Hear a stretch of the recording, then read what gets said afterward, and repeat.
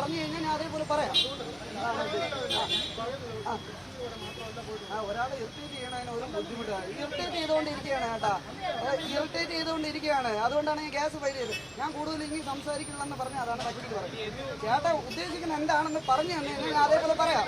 അതിനെ കണ്ടു അല്ല ഇങ്ങനെ ഇട്ട് ബുദ്ധിമുട്ടിക്കുന്ന കാര്യമില്ലേ അവർ പറയുന്നത്? അങ്ങനെയല്ലേ പറയുന്നത്?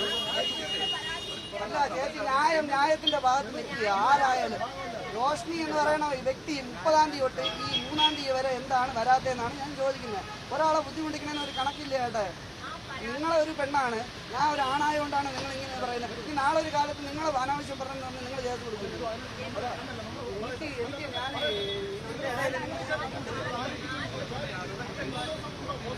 ഞാനിങ്ങനെ കേൾക്കേണ്ട കാര്യമില്ല. ന്യായമുള്ള എൻ്റെ അടുത്ത് കൂടെ നിൽക്കാതെ എന്നെ ഇങ്ങനെ എത്തിയിട്ട് ചെയ്തുകൊണ്ടിരിക്കുകയാണ്, ബുദ്ധിമുട്ടിച്ചുകൊണ്ടിരിക്കുകയാണ്. ഒരു കാര്യമില്ല ചേച്ചി, എനിക്ക് സംസാരിക്കാൻ എനിക്ക് വയ്യ. നിങ്ങൾ പറയുന്നത് എന്താണെന്ന് വെച്ചാൽ പറഞ്ഞു കഴിഞ്ഞാൽ റോഷ്നി ഞാൻ കണ്ടു, അനാവശ്യം പറഞ്ഞു, അപമര്യാദയും പെരുമാറി. അത് വേണമെങ്കിൽ ഞാൻ സമ്മതിച്ചു തരാം. എനിക്കതാണ് പറയാനുള്ളത്. പിന്നെ എന്താണ് നിങ്ങളെ ഉദ്ദേശം? എങ്ങനെയാണ് ഒരാളെ ബുദ്ധിമുട്ടിക്കണത്? നിങ്ങൾ ഏത് ചാനലാണ് ചേച്ചി? കൈരളിയാണോ? ഓ, അപ്പൊ നിങ്ങൾ പ്രതീക്ഷിക്കുന്ന ഇതായിരുന്നു. ഇങ്ങനെയാണോ പ്രതീക്ഷിക്കുന്നത്? എനിക്ക് മാനസികമായിട്ട് ബുദ്ധിമുട്ടുണ്ട്, എനിക്ക് പാർട്ടി ബേസിൽ ബുദ്ധിമുട്ടുണ്ട് കേട്ടോ. ഞാൻ ഇങ്ങനെയായിട്ട് ബുദ്ധിമുട്ടിക്കുന്നു. അത് നോക്കണം കേട്ടോ. ഞാൻ ന്യായമായിട്ടുള്ള കാര്യമാണെങ്കിൽ ഞാൻ പറയും. ഷെഡ്യൂൾ ഓടിയിട്ടുണ്ട്. ഞാൻ വഴിക്കടവാണ് ഷെഡ്യൂൾ ഓടിയത് 1 വർഷത്തോളം. നിങ്ങൾ മീഡിയാസിൽ ഏത് മീഡിയ എടുത്താലും ഞാൻ പറയുന്നുണ്ട് വഴിക്കടവ് ഞാൻ ഓടിയിട്ടുണ്ട്. നിലമ്പൂർ വഴിക്കടവ് ഓടി, കോഴിക്കോട് മിന്നൽ ഓടി, അത് കഴിഞ്ഞ് തൃശ്ശൂരാണ് ഇപ്പോൾ ഒരു 3-4 മാസമായിട്ട് തൃശ്ശൂരാണ് ഓടുന്നത്. ഈ പറയുന്ന കണ്ടക്ടർ DFI പ്രവർത്തകനാണെന്നും കണ്ടക്ടർ ഫ്രണ്ടിലാണ് ഇരുന്നത്, എന്നിട്ട് അവൻ പുറകിലാണ് ഇരുന്നതെന്നാണ് പറയുന്നത്. സഖാവിനെ അപ്പോൾ എൻ്റെ ഫ്രണ്ടിൽ ഇരുന്നാണ് വിളിക്കുന്നത്, സഖാവേ എന്നും പറഞ്ഞുകൊണ്ട് എൻ്റെ ഫ്രണ്ടിൽ ഇരുന്നാണ് വിളിക്കുന്നത്. MLA വരുമ്പോൾ സഖാവേ ഇരുന്നോളൂ എന്ന് പറഞ്ഞ് ഫ്രണ്ട് സീറ്റ് അവൻ എണീറ്റ് കൊടുക്കുകയാണ് ചെയ്തത്. എന്നിട്ട് പറയുന്നത് ബാക്കിലാണ് ഇരുന്നത്. അതിലൊന്നും കാര്യമില്ല.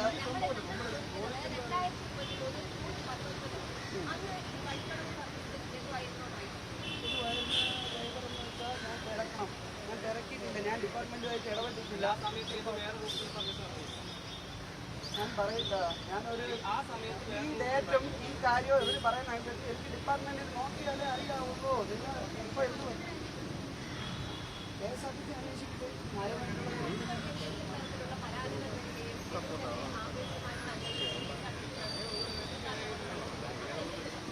അറിയത്തില്ല, എൻ്റെ അറിയില്ല.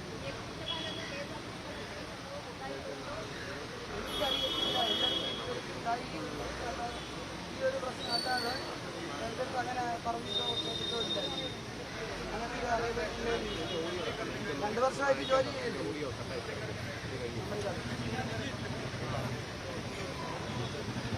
ജീവനക്കാരെ അങ്ങനെയൊന്നുമില്ല. മെമ്മറി കാർഡ് പോയിട്ടുണ്ടെങ്കിൽ അത് കോടതിയിൽ കേസ് കൊടുക്കുന്നുണ്ട്. മെമ്മറി കാർഡ് എന്തായാലും കോടതിയിൽ തെളിയിക്കണമല്ലോ. എനിക്കറിയത്തില്ല മെമ്മറി കാർഡുമായിട്ട് നമ്മളിപ്പം വണ്ടി തരുമ്പോൾ റിപ്പോർട്ട് ചെയ്ത് വണ്ടിയിൽ എഴുതേണ്ട സാധനങ്ങളുണ്ടെന്ന് അവർക്ക് റീചാർജാണ് ചെയ്യുന്നത്. ഒപ്പിട്ട് തരയുണ്ടാണ് ഒരു കാർഡ് തരും.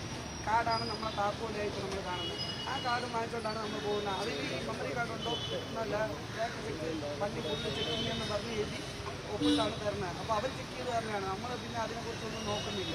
പിന്നെ കാർഡ് അവരെ ഏൽപ്പിക്കുകയാണ്. ഞാൻ അന്നേ ദിവസം സംഭവം 10:15 വണ്ടി അവർ ഈ വിഷയം നടക്കുമ്പോൾ 10:15 10:30 11 മണിയായപ്പോൾ അത് അവിടെ നിന്ന് വിജിലൻസ് എന്ന കാർഡ് വന്ന് ഒപ്പിട്ട് ഞാൻ കൊടുക്കും. വണ്ടി അവരെഴുതി ഒപ്പിട്ടതിന് ശേഷം ഒന്ന് കൊടുക്കുകയാണ് ചെയ്തത്. കാർഡ് അവരെ ഏൽപ്പിക്കുകയാണ്. പിന്നെ വണ്ടിക്ക് കാര്യം എനിക്കൊരു അറിവുണ്ട്.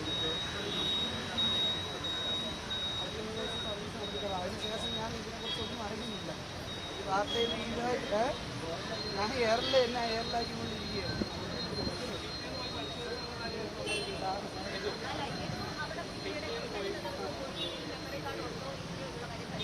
അങ്ങനെ ഞാൻ പരിശോധിക്കേണ്ട കാര്യമില്ല. വണ്ടി അവിടെ കിടക്കുന്നുണ്ടെന്നാണ് പറയുന്നത്. പരിശോധിച്ചു. മെമ്മറി കാർഡ് ഉണ്ടെന്ന് ഞാൻ പറഞ്ഞിട്ടുണ്ട്. ഞാൻ ഡോറിൻ്റെ അവിടെ നിന്നിട്ട് ഞാൻ അങ്ങനെയല്ല പറഞ്ഞത്. എനിക്ക് വ്യക്തമായിട്ട് അറിയാം. ആ വീഡിയോ ഉണ്ടെങ്കിൽ ഒന്ന് എടുത്തു കഴിഞ്ഞാൽ വളരെ ഉപകാരം. അത് നേരെ ഞാൻ പോകുന്ന ഏറ്റവും റൂമിലോട്ടാണ്. അപ്പോൾ ബസ് ഫ്രണ്ടിൽ കിടക്കുന്നുണ്ട്. അപ്പം ഞാൻ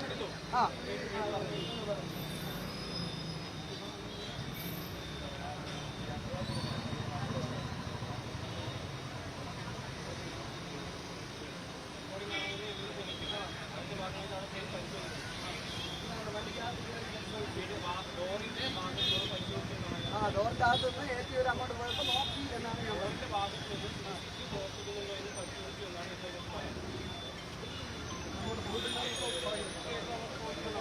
ഞാൻ പോയിട്ടില്ലെന്നല്ലല്ലോ എപ്പോഴും പറയുന്നത്.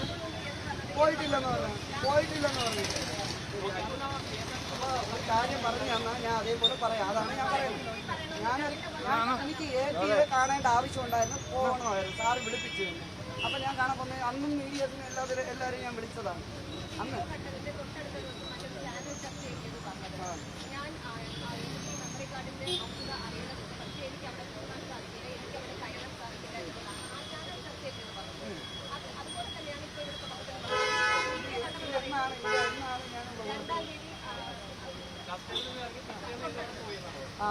കസ്റ്റഡിയിൽ നിന്ന് ഇറങ്ങി, അതായത് കസ്റ്റഡിയിലായത് 27-ാം തീയതി. അപ്പോൾ 28-ാം തീയതിയാണ് ഞാൻ വെളിയിൽ ഇറങ്ങി. 10:30 കഴിഞ്ഞ് 11 മണിയായി. ഞാൻ ATA കാണണമെന്ന് പറഞ്ഞ് ATA കാണാനാണ് ഞാൻ പോയത്. അപ്പോൾ എനിക്ക് വണ്ടി അവിടെ കിടപ്പുണ്ടായിരുന്നു ഞാൻ പറഞ്ഞപ്പോൾ വണ്ടി അവിടെ ഇല്ലായിരുന്നെന്ന് ഡിപ്പാർട്ട്മെൻറ്റിൽ പറയുന്നത് എനിക്ക് അറിഞ്ഞുകൂടാ. വണ്ടി അവിടെ ഇല്ലായിരുന്നു, വണ്ടി അവിടെ കിടക്കുന്നെന്ന് പറഞ്ഞു. ഞാൻ അതുവഴി കയറി വണ്ടിക്കകത്ത് കയറി നോക്കിയേ, അല്ലെങ്കിൽ മെമ്മറി കാർഡ് ഉണ്ടോ എന്ന് നോക്കിയേ. അതിൻ്റെ കാര്യം മെമ്മറി കാർഡ് ഉണ്ടോയെന്ന് ഞാൻ നോക്കിയെന്ന് പറഞ്ഞു. പരിശോധന നടത്തി. അതൊക്കെ ഇനി ഞാൻ സംസാരിക്കുന്ന അത് ഇതേപോലെ സംസാരിച്ച് അത് മീഡിയയാക്കാൻ കാരണം ഉണ്ടാവും. അത് കോടതി ഇപ്പം നടക്കുന്ന കേസാണ്. കോടതി തീരുമാനിച്ചത് ബാക്കിയുള്ള കാര്യങ്ങൾ കോടതി. മെമ്മറി കാർഡ് എവിടെ നിന്നാണ് ഇനി വരുന്നതെന്ന് നമുക്ക് നോക്കാം. ബസ് ആ വെള്ളി കിടക്കുകയായിരുന്നു. ഞാൻ പറയുന്നുണ്ടല്ലോ എനിക്കറിയത്തില്ലല്ലോ. 10:30 11 മണിക്ക് സർവീസല്ലോ. ഏത് സർവീസാണ് പോയത്? അല്ല, ഏത് സർവീസ്? അത് ഞാൻ ചോദിക്കില്ല. ഞാൻ പറയുന്ന സർവീസ് അതുകൊണ്ടായിരുന്നു ഞാൻ കണ്ടത്. 101 പരിശോധിച്ചെന്ന് ഞാൻ പറഞ്ഞിട്ടുണ്ട്. ഞാൻ പരിശോധിച്ചെന്ന് പറയുന്നില്ല. ഞാൻ അതുവഴി പോയപ്പോൾ നോക്കി. സ്ക്രീനിൽ നോക്കിയപ്പോഴത്തേക്ക് സ്ക്രീനിൽ കറക്റ്റായിട്ട് കാണുന്നു. സ്ക്രീനിൽ കറക്റ്റായിട്ട് കാണുന്നുണ്ട്. ബാക്കിയുള്ള വണ്ടി ഫ്രണ്ടിൽ ബാക്കിയുള്ള വണ്ടി കിടക്കുന്നു. ഡോറ് ക്ലോസ് അല്ലേ. ഞാൻ പിന്നെ ആ മെമ്മറി കാർഡ് എടുക്കുന്നുള്ള രീതിയിലാണ് CCTV പ്രവർത്തിക്കുന്നുണ്ടായിരുന്നു. വണ്ടി ഓണാണെങ്കിൽ, വണ്ടിയിൽ എക്സിറ്റ് ഓണാണെങ്കിൽ ഓട്ടോമാറ്റിക്കലി അത് വർക്കാനാണ്. നമ്മളെ വണ്ടി റിവേഴ്സ് എടുക്കുമ്പോഴായാലും ഫ്രണ്ടായാലും എല്ലാ ക്യാമറയും വർക്കുന്നതാണ്. എല്ലാ ക്യാമറയും. പിന്നെ അതിൽ മെമ്മറി കാർഡില്ലെന്ന് പറഞ്ഞു കഴിഞ്ഞാൽ ഞാൻ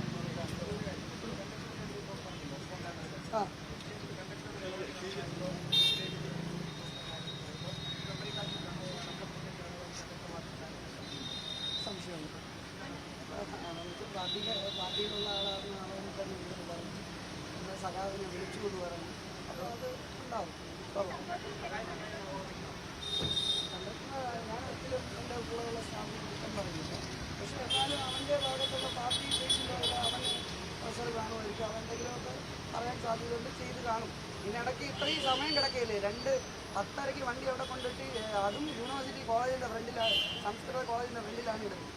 വണ്ടി അവിടെ കൊണ്ടിട്ടിട്ട് 10:30 തൊട്ട് 2 മണി വരെ വണ്ടി അവിടെ ചുമ്മാ കിടക്കയില്ലേ. അപ്പോൾ MLA ഉണ്ട് അതിൻ്റെ അകത്ത്. അതിലെല്ലാ വാർത്തയിലും പറയുന്നുണ്ട് MLA ഉണ്ട്, ഈ